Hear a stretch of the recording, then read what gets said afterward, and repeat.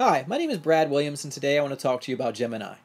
Whenever I think of the word communicate, I think of Gemini. Gemini, with his wondrous verbal artistry, combines the layers of intellect with the vision of the soul. Gemini soars through the air and imparts what it has learned on the masses for its assimilation. The sun goes into Gemini from approximately 5:20 to 6:21.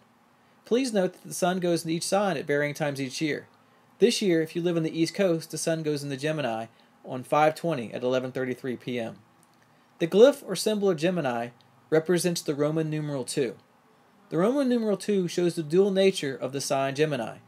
In ancient Greek mythology, Gemini was found in the sky by two stars that were very close together, Castor and Pollux. There is a space that we go when we're looking for knowledge, and in that space we look for the answers that drive the burden away from the soul. The twins understand that it takes a combined effort to ignite the imagination and intellect that gives us the purpose to communicate the effort that we're all sharing. It is from this perspective that Gemini shines because he has allowed the unification of the two forms of communicating. Those forms are a bridge that add insight into what Gemini is trying to convey.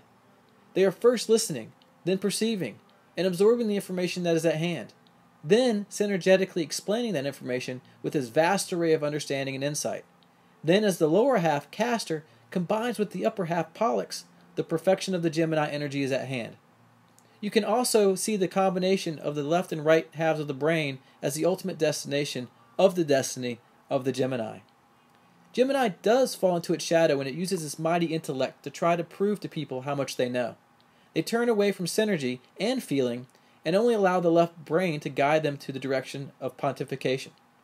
The dogma of Gemini in shadow is a little bit different from its polarity Sagittarius, in that it doesn't matter the topic. While the Sagittarius usually has a specific truth to defend, the twins want to show that they know as much as you do about any topic.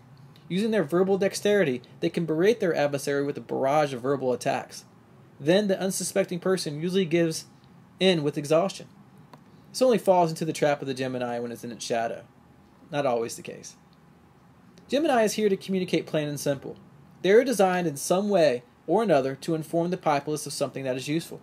They are the teachers, the writers, the salesperson, the comedian, the public address announcer. The more they have to share, the more they feel at home. They can orate or imitate almost anyone and are at home with all mental images that one can convey in life.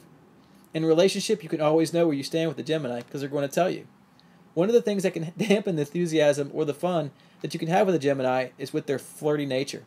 Gemini is one of the biggest flirts of all the signs, so if you're a jealous person, you will have many lessons to learn from the Gemini on how to accept sharing your love. Geminis through and through are fun, and you'll definitely want them on your debate team.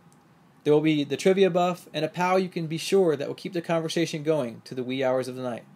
Thank you for listening, and if you have any questions, please write to bwastrology, as in Brad Williams Astrology, at AOL.com. Hope all is well, and namaste.